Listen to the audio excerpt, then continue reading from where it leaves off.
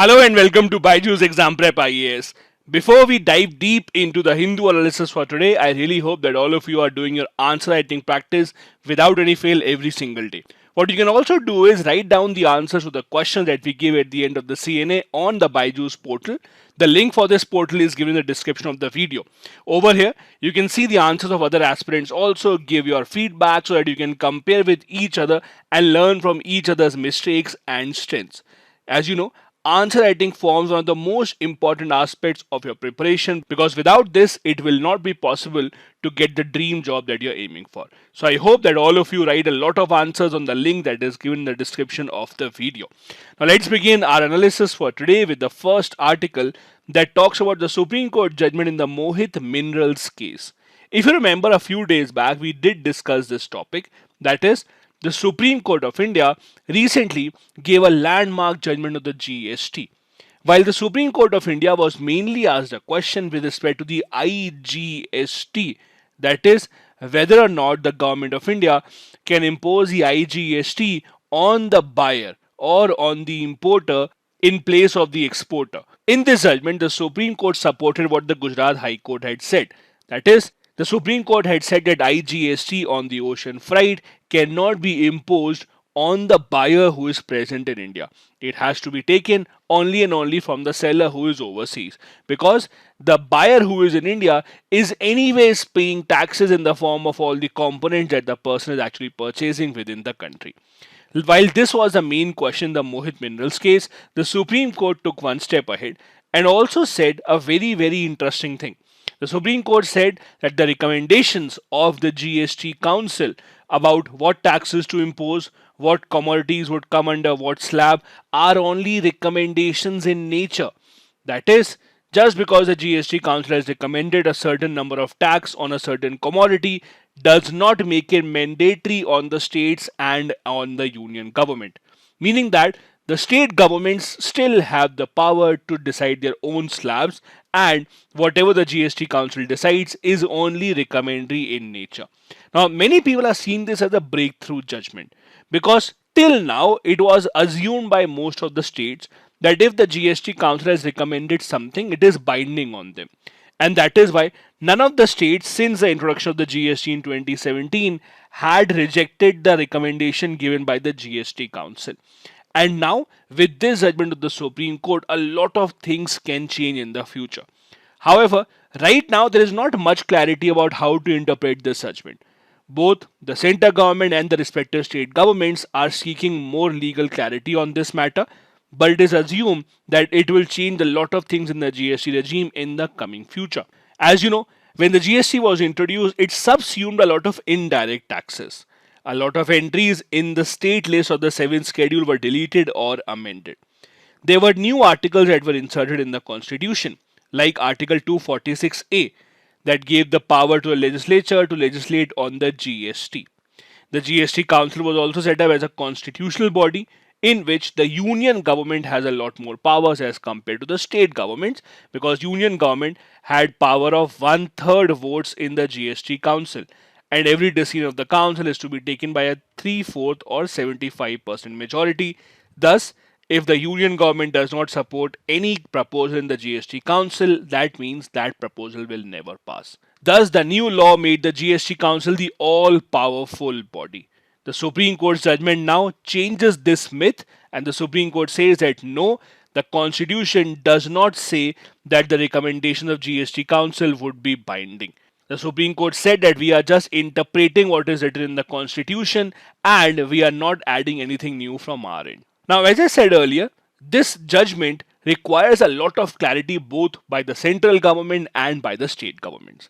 And that is why a lot of state governments have started seeking legal views on what exactly does it mean, and now are they free to decide the GST on commodities within their state, and would it be different as compared to the other states? See, ever since the GST was introduced, the one mantra of GST was one nation, one tax. That is, in the entire country, there would be a similar kind of a tax on each and every commodity, except a few. like petroleum products, liquor, for which the state has still been given the power. But for most other commodities, it was one nation, one tax.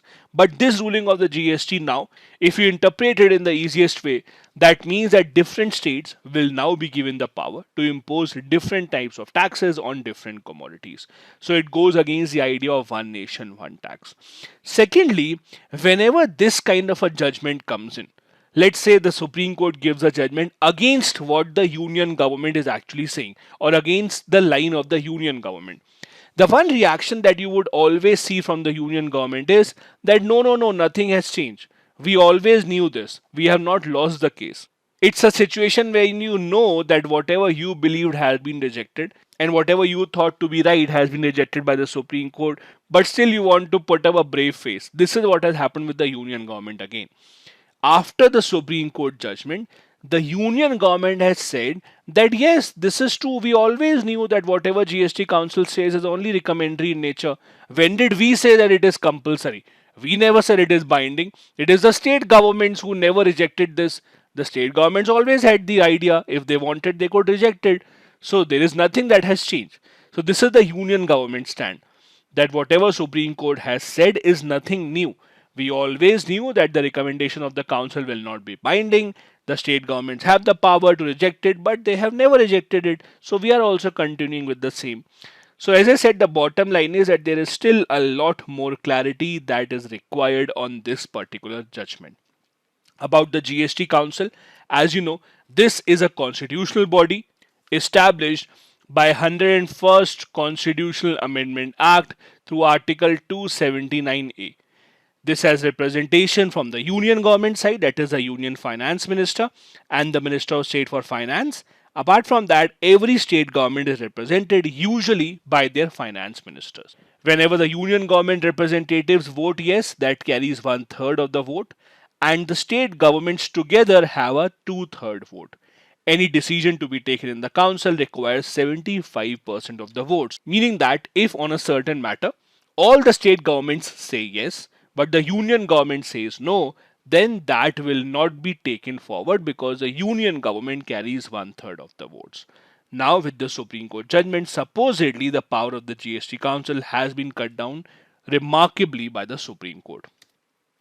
The next article that we have here is on a very, very good news. That is, recently the ASHA health workers in India and some polio workers in Afghanistan have been recognized by the World Health Organization as the WHO World Health Leaders Award. Now, I'm sure all of you would have heard a lot about the ASHA workers, that is the accredited social health activists that are spread across the country that play a stellar role in India's vaccination programs and also ensuring that there is primary healthcare facilities available at the grassroots level. Apart from that, 8 polio health workers from Afghanistan have also been recognized. Sadly, these polio health workers were actually killed by the terrorists in Afghanistan for doing their job because many of them believed that giving polio vaccines is against their ideology. For their selfless work, the Afghanistan polio health workers have also been recognized. The WHO says that ASHAs were honored for their crucial role in linking the community with the health system to ensure those living in rural poverty can access primary healthcare services. The reality is that their jobs are thankless, they are dangerous, they are temporary, and they are non-rewarding. And we'll discuss a few of those things in just a bit. Now, let me give you an example to show how is it that their jobs are dangerous and thankless. If you remember, when the COVID pandemic had just begun, and when we had testing that was done across the country, and even when we had the vaccination, there were a lot of news stories that were coming out under which whenever the healthcare activists were going to a certain area to conduct tests or were going to a certain area to administer vaccines, they were being attacked by many people due to a lot of myths that were going around. Many of these people were the ASHA workers who go to places where people who live don't have good education, they don't really have good infrastructure, and they don't really believe in science. Their first reaction is to attack these ASHA workers or these healthcare activists who are actually coming to help them. That is why I say that being an ASHA worker is a very thankless and a dangerous job in India. And it is good that finally someone at the international level has recognized their contribution. As I said, This award is the WHO World Health Leaders Award that has been given to the ASHA workers in the World Health Organization's World Health Assembly meeting. Now, while most of you would be aware of how the ASHA workers work, let me refresh your memory. So, ASHA workers are mainly volunteers, and this is a very, very important term. Since they are volunteers, the government of the state or the government of India is not obliged to pay them a salary, nor do they get any other employment benefits such as the paid leave, such as pension, etc., because they are essentially volunteers who work within the community, providing information and help to the people to ensure that they get proper healthcare benefits from the different schemes of the government. They mainly are the bridge between the poor people in the community and the healthcare services set up by the government, that is, the primary healthcare services. Now, their role was well defined under the National Rural Health Mission in 2005. These are mainly women from the age of 25 to 45 and are given some training on certain first aid and important healthcare procedures that can be done by them. As per the rule, these women who have to work as ASHA workers should be literate with formal education up till class 8 at least. They mainly go door to door and create awareness about basic hygiene, healthcare services, etc. They are also given the responsibility of, let's say, polio vaccines and other types of vaccines, encouraging people to give birth to the child in hospitals only and not at household, encouraging people to take the medicines that are available at the government centers. All this is the job of the ASHA workers.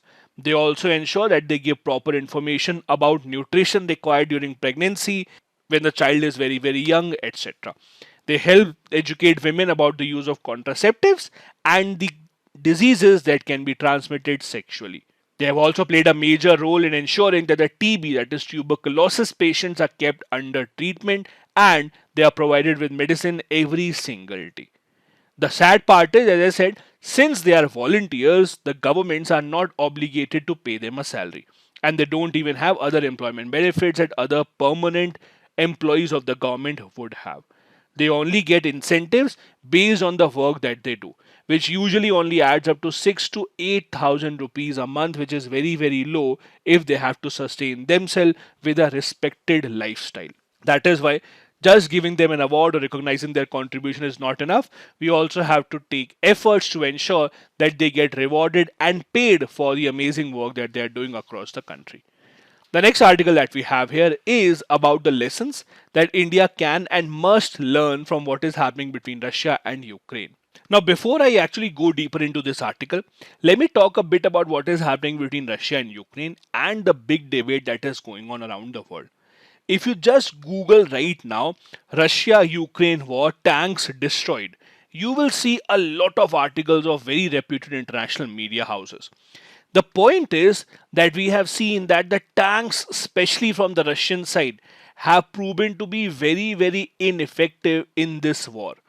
In fact, the report says that over 600 of the Russian tanks have been destroyed in this Ukraine invasion, much, much more than what was expected. And thus, the debate now is, are the tanks obsolete? Or do we have to find new technology because the tanks are not as effective as we had thought? Now, there are a lot of reasons for concern here. One major reason for concern for India specifically is that if you look at the tanks that are used by the Indian military, most of them are of Russian origin. Even if they are made in India, they are actually built with Russian technology and they are built with Russian science behind it. So, if there is a fundamental flaw in the Russian tanks, then India also has to work on the entire tank unit that we have with India. That is why it is important to see what this debate is. Now, if you actually see, there are a lot of videos that are going on the social media, how the tanks are blowing up in Ukraine. And there are a lot of anti-tank missiles that are being built by nations across the world. The most famous one being the American anti-tank missile called the Javelin.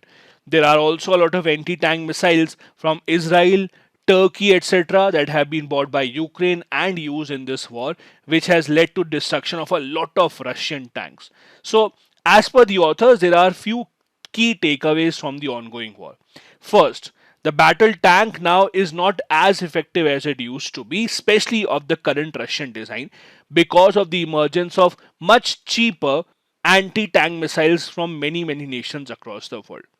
The good part about the tanks was always that it gave three very good things. Number one, it gave great firepower, mobility, because now the latest tanks can actually run at a very high speed of 60 to 70 kilometers per hour. And because they are built in a very robust manner, they also used to give protection to the people who were inside the tanks. But the opposite is happening now. A Russian tank usually that has 3 to 4 people inside the tank are blowing up on the streets of Ukraine, and Russia is losing a lot of very well trained people, which is not something that anyone expected from the war. The second outcome from the war, as per the authors here, is that emerging technologies such as cyber, artificial intelligence, drones, satellite images, etc., have to be used much more effectively if you have to make a big impact in the war.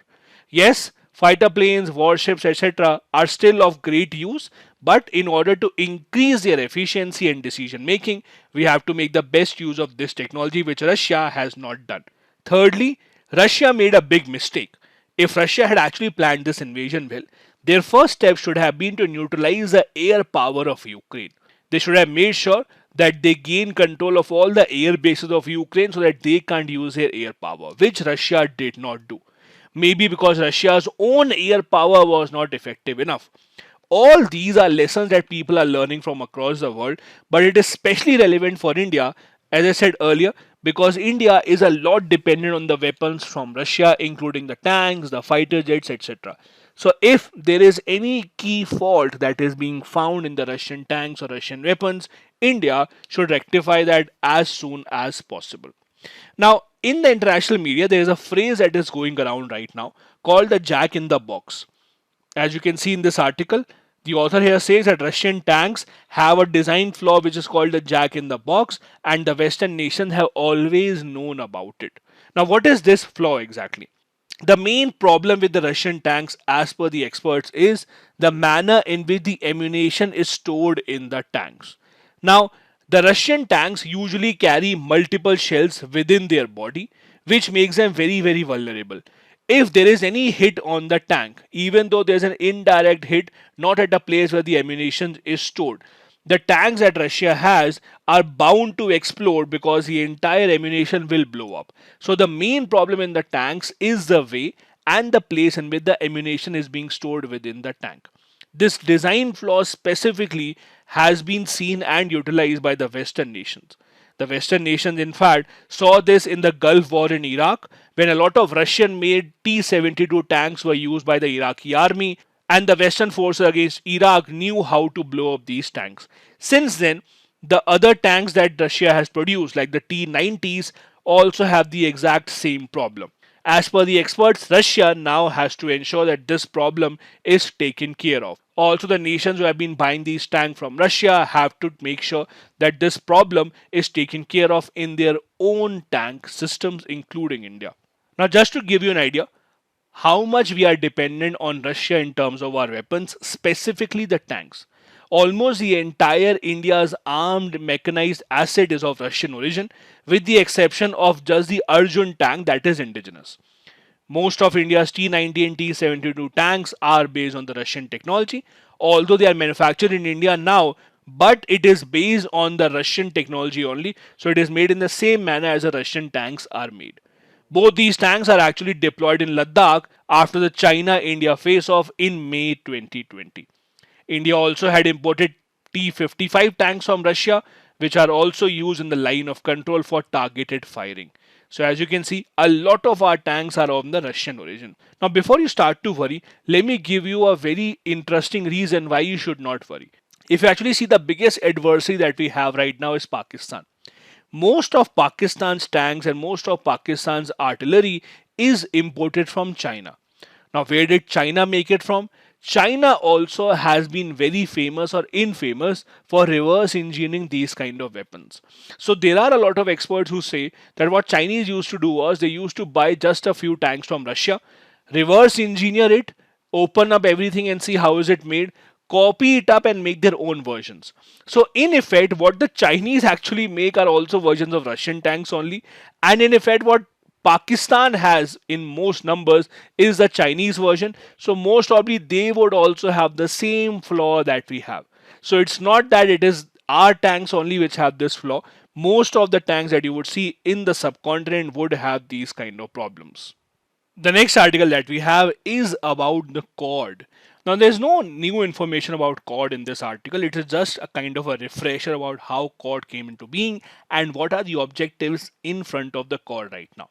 As you know, the four cod leaders were in Japan for a face-to-face cod summit in which the American president also launched the Indo-Pacific Economic Framework. We discussed about it yesterday as well.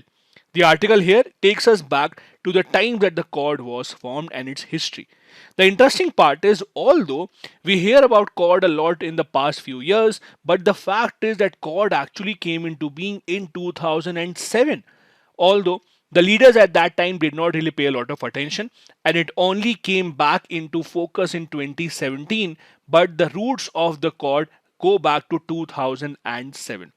Before that, it was in 2004 that the first collaboration began. In 2004 tsunami, India gave assistance to a lot of small Indo-Pacific nations including Sri Lanka, Maldives and Indonesia. Later on, USA, Australia, Japan also joined these efforts, and it was decided that the four nations can come together to ensure that if this kind of a problem arises again in the Indo-Pacific region, they can work together. This was the beginning of the idea of the Quad. Since those days, China has regarded such a group as a threat. So much so that China, in fact, called the Quad as the Asian NATO. Quad came into being officially in 2007 but was revived only in 2017 after India saw the Chinese aggression on the Doklam issue and realized the fact that we need to have a strong partnership in this region to ensure that if we want to stop the expansion of China, we have the backing of like-minded nations. The first official Quad summit only took place in March 2021. Just see again, the group came about in 2007 while the first official summit only took place in March 2021, which highlights the fact that the nations did not really take this group seriously and did not think that there is a lot of potential to achieve any of its objectives. In the first Quad summit, the joint statement made by the nations was that we recommit to promoting free, open and rule-based order rooted in international law and undaunted by the coercion to bolster security and prosperity in the Indo-Pacific and beyond. Now, the fact is that these member nations don't openly say that this is a group made to counter China. Obviously, you can never openly say that because that cannot be the objective. Otherwise, it will turn into a military group. However, for all the experts around the world, this is an open secret that this is mainly a group to ensure that China's expansion is kept in check. To ensure that for the smaller nations in this region, they have another option rather than just depending on China for help economically or strategically. They can also look towards the Quad nations. An effort was also made in this regard when the Quad launched the Quad Vaccine Initiative. The aim was to manufacture and distribute at least 1 billion COVID-19 vaccines for Asia by end of 2022. The plan was that manufacturing would be done in India, technology from US, money will be given by US and Japan while distribution will be undertaken by Australia.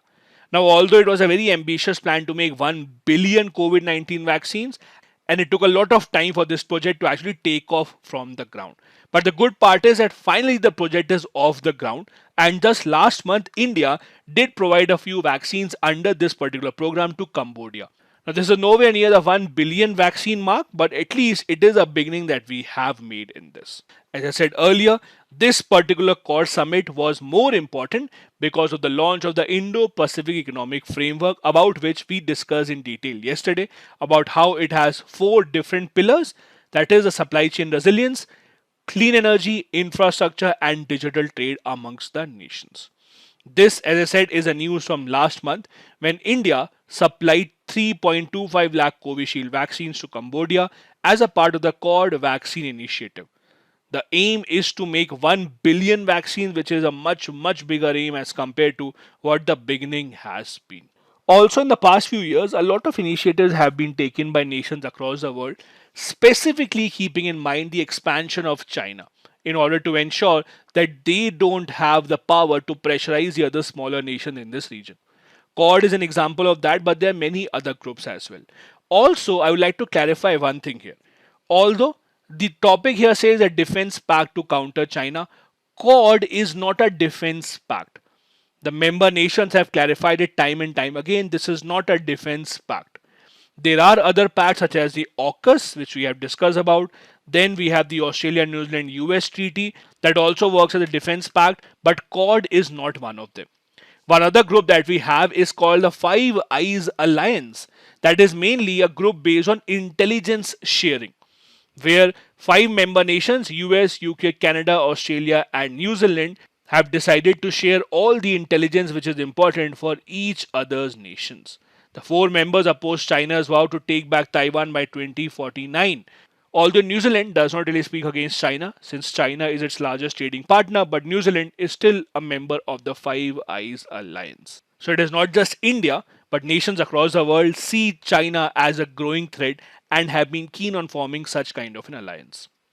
The next article that we have is about the Government of India's new draft notification, which says that the companies will have to pay environmental compensation if they miss their targets of e-waste recycling.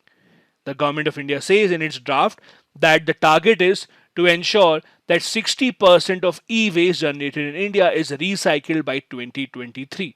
The target will increase to 70% by 2024 and 80% by 2025. It is a very ambitious target considering that right now just about a quarter of the electronic waste that is produced in India is actually recycled by the facilities that we have across the country. These rules have not come into effect right now. They have been made open for public feedback and most probably they will come into effect by August of this year.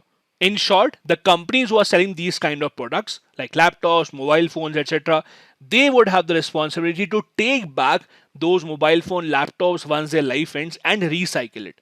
So the responsibility will be on the companies, the manufacturers, and not on the end consumer who is actually using these kind of products. The companies would have to meet their target of 60% by 2023. Against this, they will be provided the extended producer responsibility certificate, which certifies how much e-waste they have collected and recycled in a particular year.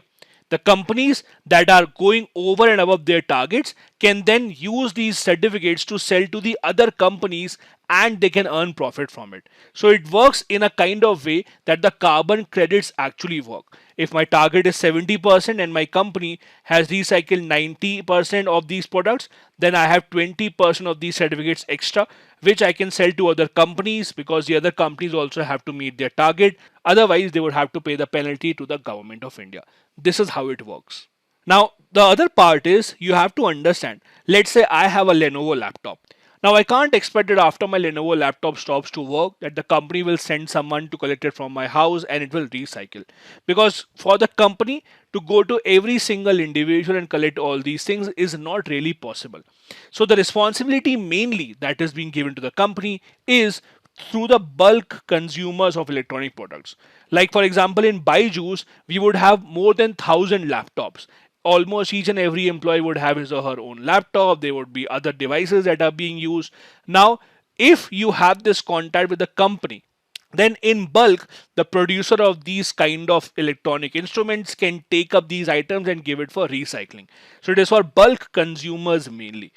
The state government has been given the responsibility to ensure that there is enough industrial space given for e-waste dismantling and recycling facilities to be set up, and there are enough safety provisions in place for the workers who are working in these kind of e-waste processing facilities. Now, if you look at the electronic waste that is produced in India and across the world and the law regarding it in India, you will see that e-waste is mainly of two categories. IT and communication equipment such as the routers, the switches, etc., and consumer electrical electronics such as the mobile phone, laptops, etc. Now, we do have laws in place for e-waste management in India since 2011 that mandates that only authorized dismantlers and recyclers can collect the e-waste. These kind of rules, however, have not been put into practice. In India, the first ever e-waste clinic was set up in Bhopal, Madhya Pradesh, which had the infrastructure of segregating, processing, and disposing waste from household and from commercial units. Internationally, we have something called the Basel Convention of 1992, but it does not really talk about e-waste. It talks about the hazardous waste, but the concept of e-waste was only introduced in 2006.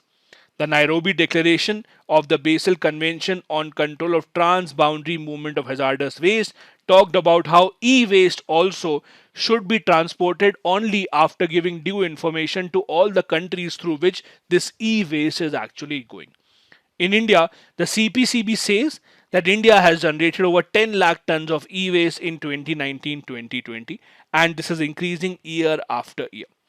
There are a lot of reasons why we have a problem in processing this e-waste across the country, including not much involvement of people, since companies are responsible to collect and recycle the waste, involvement of child labor, which is very, very dangerous for them, no effective laws, no effective penalties if the companies are not being able to recycle the e-waste that they are making, health hazards, because a lot of these e-waste have a lot of chemicals and elements that can be dangerous, and people need to have proper health gear if they are working in this particular field. There's also no incentive for the companies who want to do a better job in this particular field.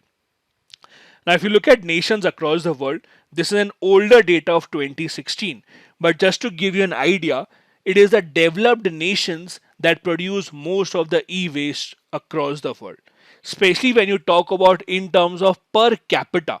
You can see how far ahead Germany is ahead of nations such as India.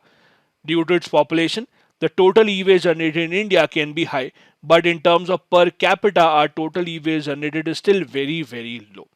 Nations such as China, US, Japan, Germany, Brazil, Russia, as expected, are very high up on this list. In India specifically, if you look at how the e-waste is generated, you would see that about 70% of e-waste in India is nothing but computer equipment. Then we have some telecommunication equipment, electronic equipment, medical, etc. But the main facility that we require for reprocessing of this kind of a waste is with respect to the computer equipment only. That is also because a lot of people are now using laptops and computers much more frequently. They are becoming cheaper, so they are becoming more affordable, and everyone who is in their working age is buying one or two. That is why we have a lot of these computer equipments now taking the form of e-waste in India. These were the articles that we wanted to discuss on the Hindu newspaper today. Now a couple of practice questions. Number one, identify the issues associated with the disposal of e-waste in India. Give examples of legislations introduced by the government to overcome these hurdles. Second, Quad presents an opportunity for India to stake claim to a seat at the high table in global affairs. Comment. Both these questions have to be answered within 250 words each. Thank you so much for watching the video.